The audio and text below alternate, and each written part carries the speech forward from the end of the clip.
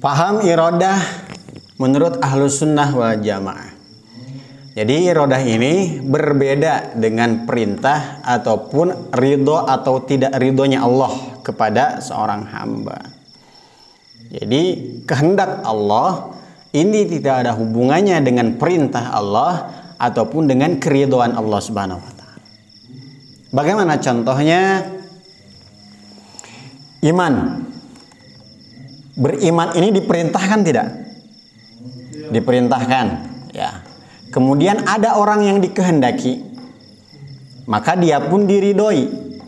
Siapa? Imannya Abu Bakar. Dikehendaki oleh Allah, diperintah oleh Allah, dan diridhoi.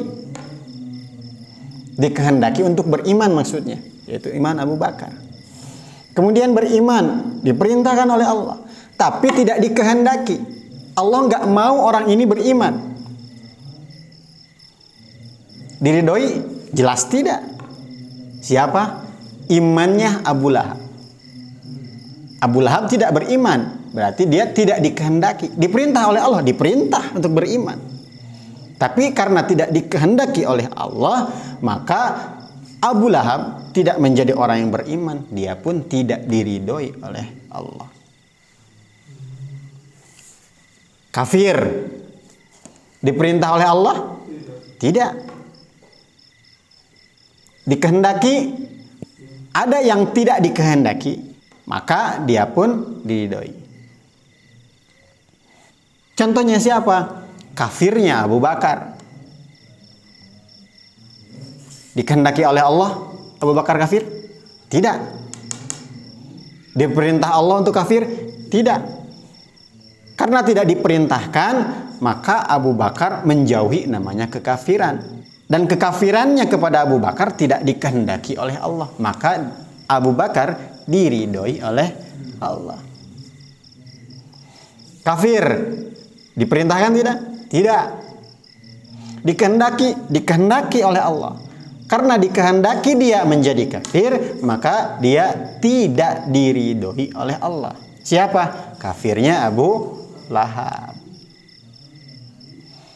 Abu Bakar diperintah untuk beriman, dikehendaki, maka diridhoi oleh Allah.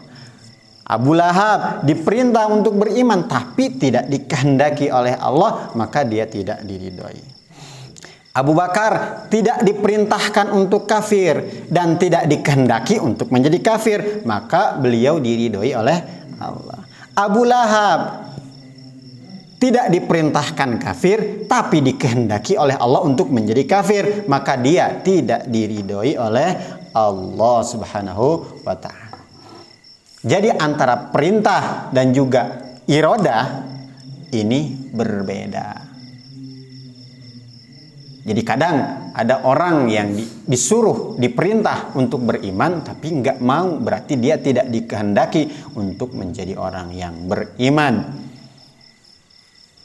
Mudah-mudahan kita termasuk yang pertama ini, yang diperintahkan untuk beriman dan kita dikehendaki oleh Allah Subhanahu wa taala sehingga kita diridhoi oleh Allah.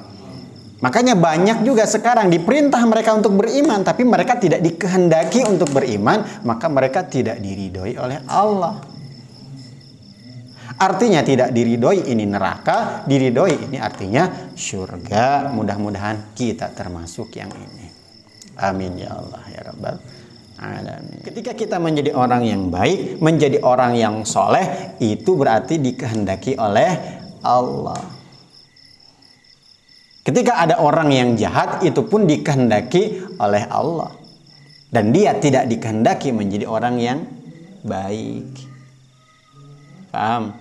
Intinya, setiap kebaikan, iman, Islam, menjadi orang yang soleh, ketika kita bisa menjadi orang yang seperti itu, orang yang beriman, menjadi soleh, berarti itu dikehendaki oleh Allah.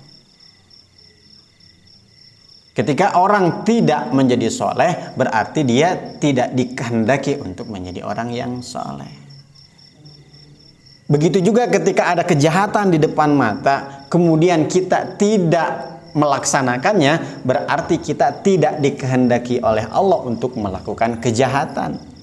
Kok kita melakukan kejahatan, berarti kita dikehendaki oleh Allah untuk berbuat kejahatan, sehingga kita tidak diridhoi nantinya. Maka ketika kita bisa berbuat baik, banyaklah bersyukur kepada Allah. Karena ketika kita tidak bisa berbuat baik, malah justru melakukan kejahatan, berarti kita dikehendaki Allah untuk menjadi orang yang jahat. Naudzubillah min dzalik. Walaupun itu dikehendaki oleh Allah, tapi tetap tidak diridhoi oleh Allah. Lantas bagaimana sikap kita ketika kita berbuat kejahatan? Kita akan bahas dalam bab selanjutnya.